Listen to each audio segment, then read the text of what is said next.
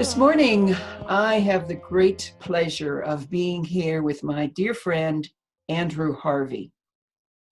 Andrew has written well over 30 books and has been a scholar of mysticism and mystical writings for at least 4 decades. One of his most astounding books is called The Hope, A Guide to Sacred Activism. And I didn't think he could write a book more astounding than that one, but he has. And it's called Turn Me to Gold, 108 Poems of the Mystical Poet Kabir. Now, what makes this book extraordinary is not only the poetry, but the jaw-droppingly beautiful photography done by Brett Hurd, which embellishes the poetry exquisitely. So, Andrew, it's my great pleasure this morning and honor to be with you and to ask you some questions about Turn Me to Gold, because I really want people who are listening to us to buy the book and lavish in the phenomenal beauty of it.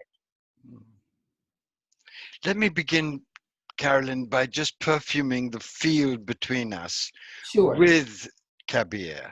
Sure. Turn Me to Gold, 108 Translations of Kabir, is a holy book. And it's a book that has been produced with great courage and great taste by Unity Press. Can you imagine in an age like this, a book that looks like this, that has the glory and the beauty of this? And I want to reiterate what you said about Brett Hurd's photographs. Brett is an extraordinary photographer. He's 30, and what he has done is produce photographs that ideally match the severe, clear, incisive, strange, mysterious passion of the greatest of human mystics with Rumi, Kabir. So let me read you 3 extraordinary poems by this man who lived in the 15th century between 1440 and 1518, was an illiterate weaver, and who didn't write his poems but sang them. He was a musician as well as a great mystic poet. So here's the first one.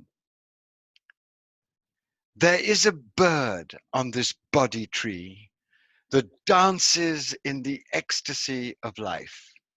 No one knows where it is, and who could ever know what its music means.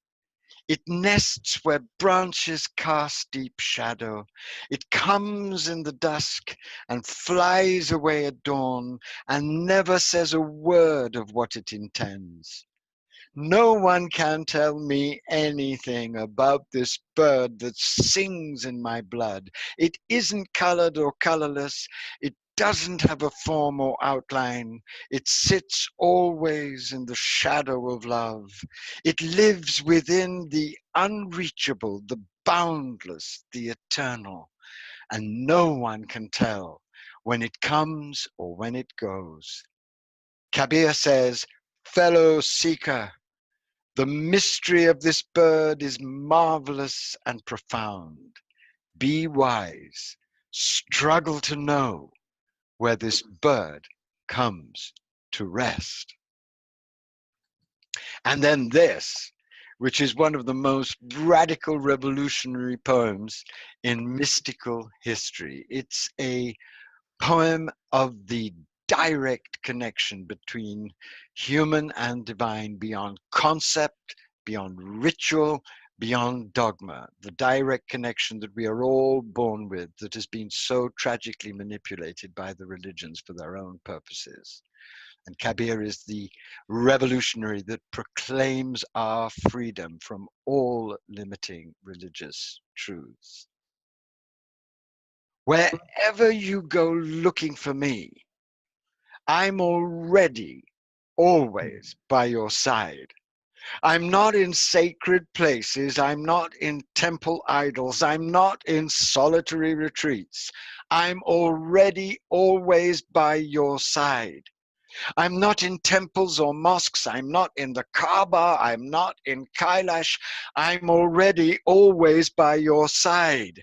I'm not in austerities. I'm not in meditation, not in feasts, not in fasts, not in rituals laid down in sacred texts, not in yogic exercises. Look for me with passionate sincerity. I'll be beside you immediately. Kabir says, seeker, listen to me. Where your deepest faith is, I am. And then lastly, this is perhaps my favorite of all of his poems, because it's a poem of the complete goal, of the complete path that he's on. And that's the path of transfiguration, the path of turning to gold. This is a poem that you can never exhaust for its beauty. It's so sublime on every level. And of course, it's hiding from me at this moment, but it will appear.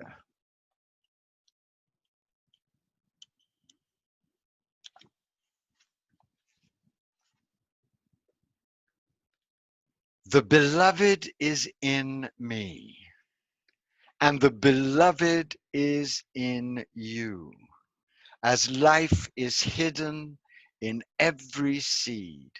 So rubble your pride, my friend, and look for him within you.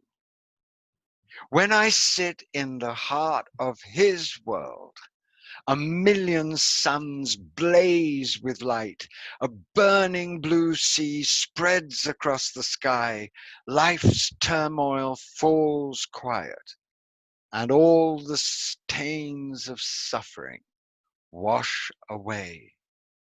Listen to the unstruck bells and drums. Love is here. Plunge into its rapture. Rains pour down without water. Rivers are streams of light. How could I ever express how blessed I feel to revel in such vast ecstasy in my own body?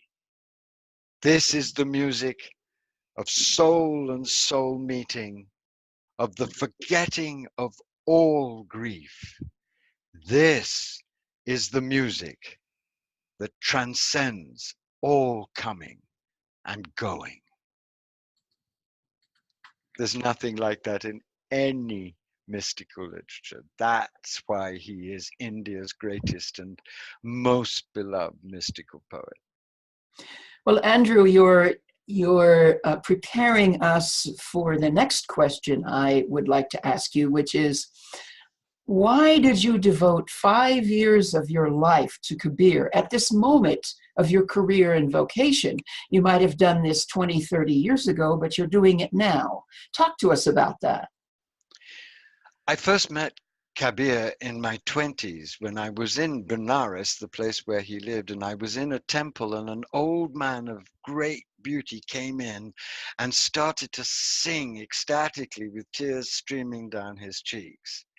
And I sat in the temple listening to this wild, quavery, fragile, vibrant, vulnerable voice. And I went up to him afterwards and bowed, and I said, "What were you singing?"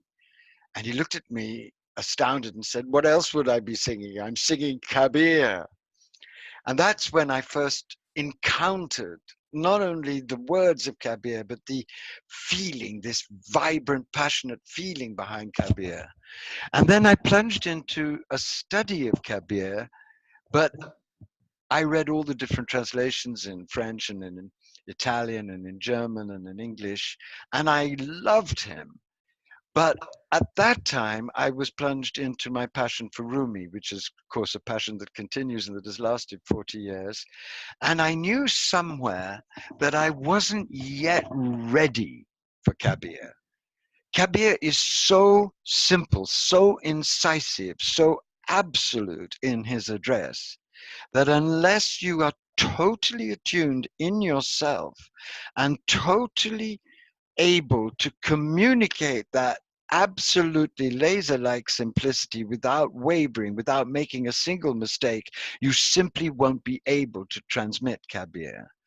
And it really was only in the last 10 years that I felt able to go on that adventure. I felt able at last, because of my own evolution and because of my own incessant practice in writing of different kinds, to be able to approach this monumental, piercing simplicity and not fail in it.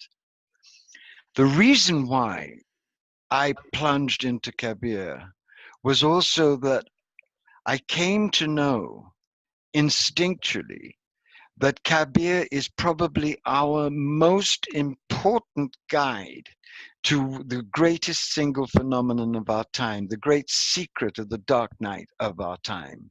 And that great secret is that this terrifying ordeal that we're all living through is potentially the birth canal of a new embodied divine humanity.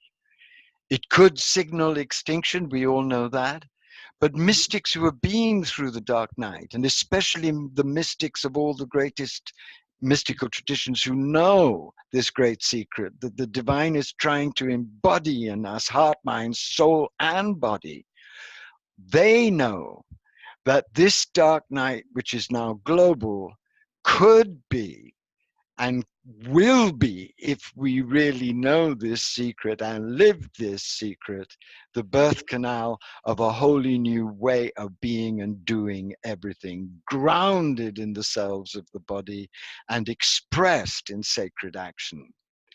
Kabir is the pioneer of this birth. He lived it out to its end. He was transfigured. He did turn to gold.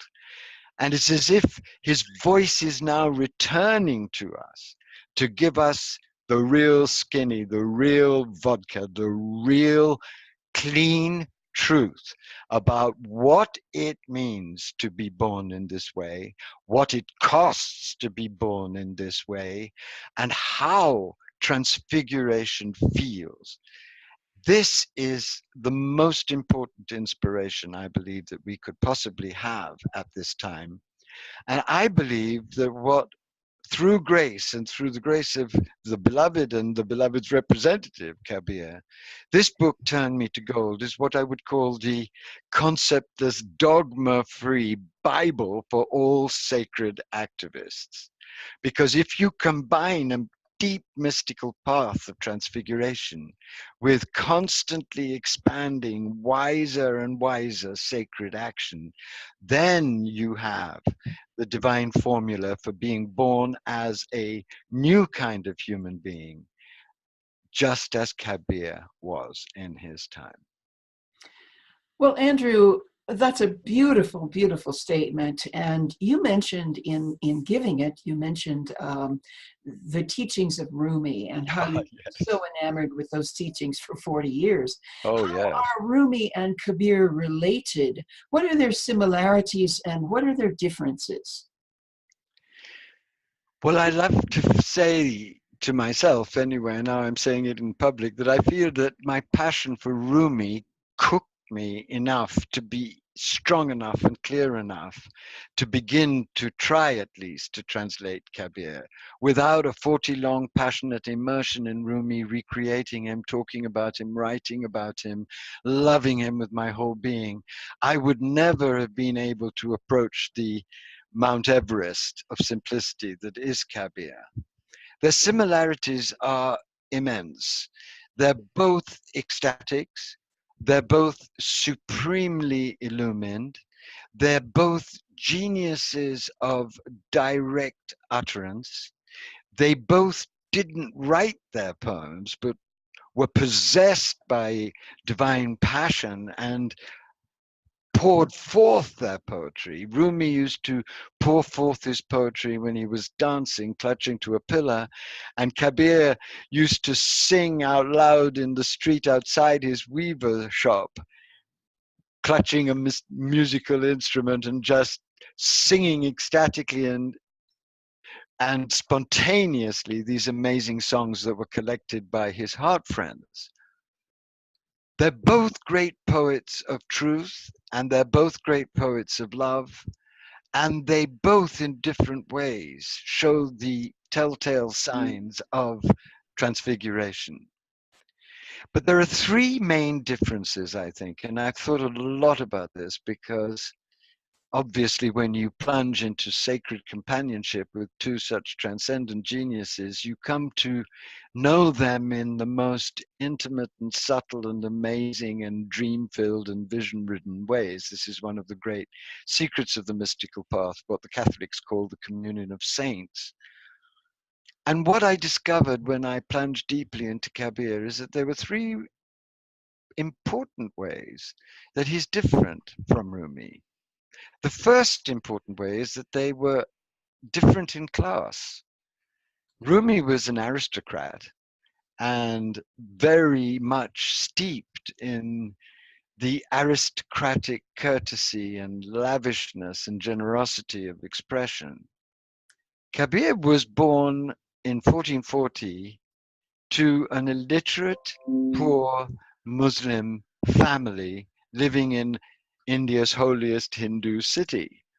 So he was an outsider, he was a peasant, he remained poor throughout his life, and he has a peasant's fierceness, a peasant's directness, a peasant's acute sense of injustice, a peasant's very shrewd eye for the manipulations of power.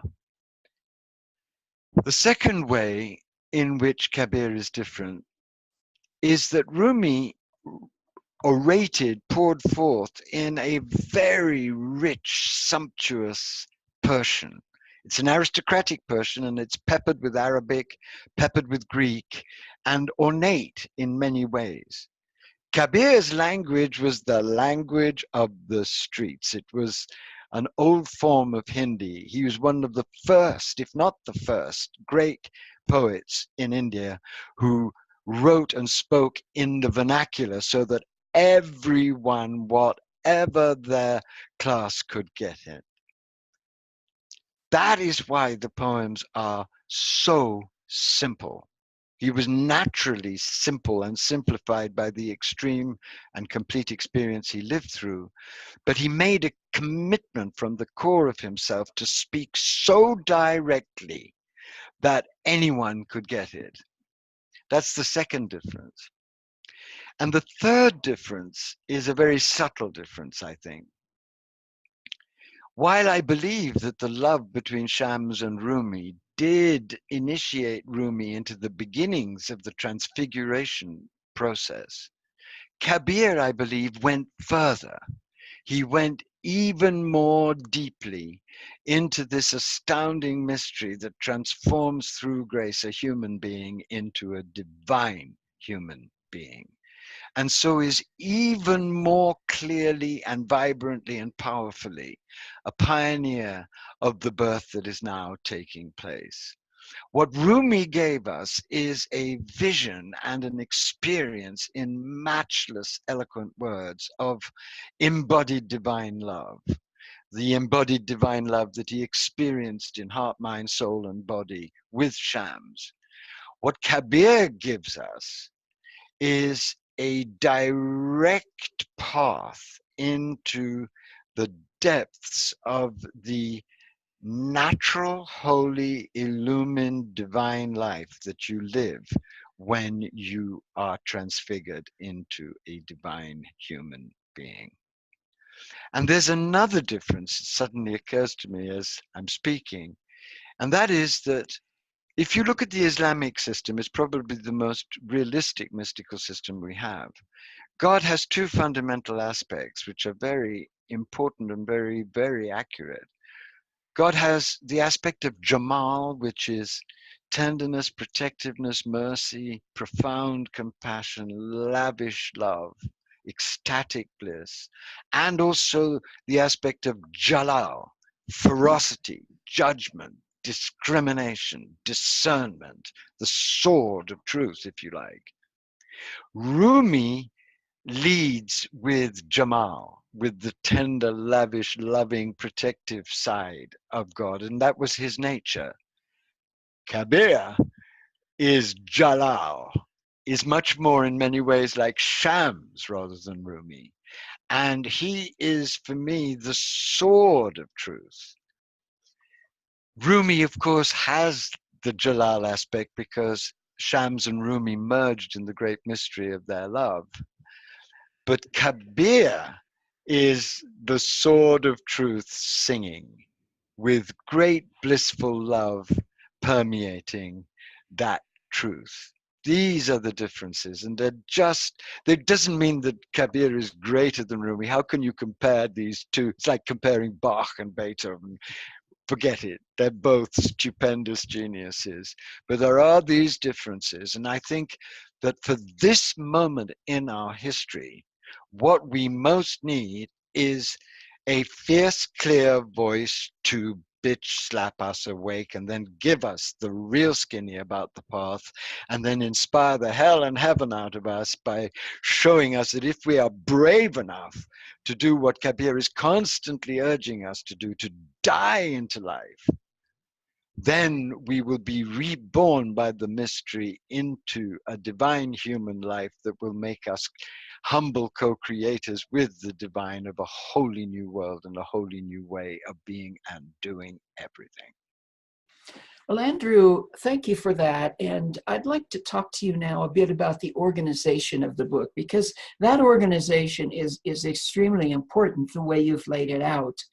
You organized this book as a 4-part mystical symphony.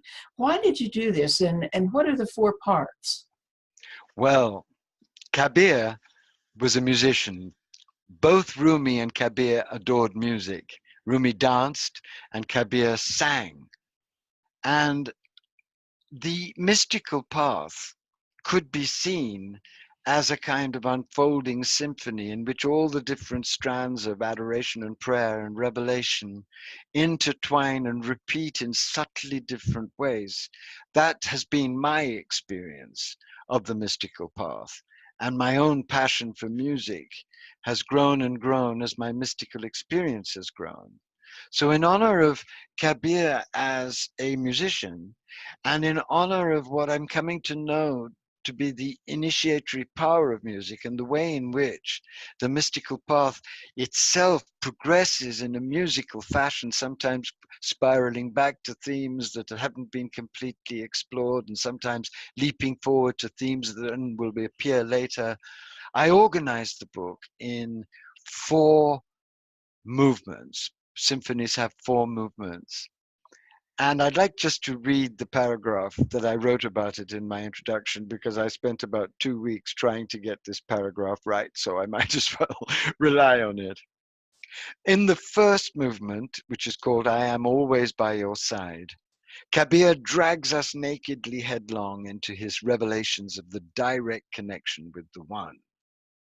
In the second movement, True Love Never Dies, these revelations become personal, fierce, alchemical, poignant, as a great struggle to die into life starts and surges.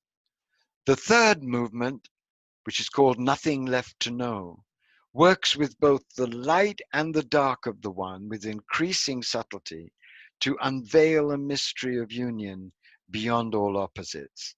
Then in the fourth movement, the last movement, which I think of as like the last movement of Mahler's Ninth Symphony, the extraordinary unfolding, enlightened, tender ecstasy of that last movement.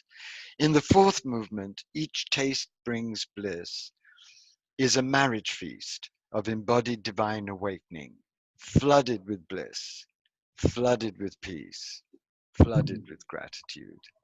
So my hope is, and my prayer has been, that this book is a complete representation of the entire path with all of the subtleties of repetition and confirmation and expansion that the path actually is like as you experience it. So it's my attempt to give the whole of the path as I understand it now through Kabir's grace in the form of this mystical symphony of transfiguration. Well, Andrew, let's talk a bit about the title. You struggled with the introduction for that long while. Now let's turn to the title. What do you mean, turn me to gold? Tell us about that. Well, this is actually the key to the whole book. I was born in South India, and at the core of South India is a town called Chidambaram. And Chidambaram is the holiest of all the Shaivite shrines, and it's a place where you worship the golden Shiva. And there are many ways of seeing this worship, but the deepest way, enshrined in the great Tantric Shaivite tradition, is to worship the golden Shiva as an image of what you yourself will become, the dancer dancing for the opposites in the great bliss and peace, when you are transfigured in heart and mind and soul and body. In other words, this path of transfiguration that I believe is the key to what's happening in our time and must now be pursued with great intensity and playfulness and humor and grace and truth and passion. This path of transfiguration is an alchemical path that turns your whole being to gold. It transfigures your mind, so your mind becomes a living, flexible, supple, delighted, joy-filled instrument of the divine. It transfigures your heart, so your heart becomes an awakened instrument of divine passion and divine compassion. And it doesn't stop there, because it actually calls the light down into the depths of your flesh, into the depths of your bones, and into the very cells themselves. So through a process that nobody could ever understand, the whole of your being turns to gold.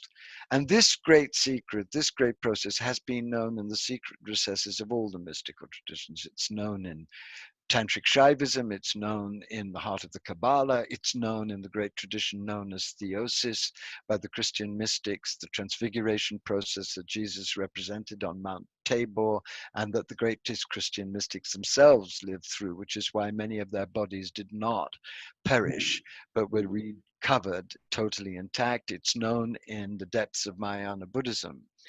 It is the great secret now that is being flashed out everywhere. And Kabir is the announcer, the pioneer of this great secret. And that is the real secret of why I spent 5 years in trains, in planes, in hotels, by the side of the road, in Namibia, in Ladakh, in Istanbul, in Paris, in my hut in Arkansas, working my ass off to try and get this book available to humanity. I am so happy that I've lived to be able to offer this book to my heart friends.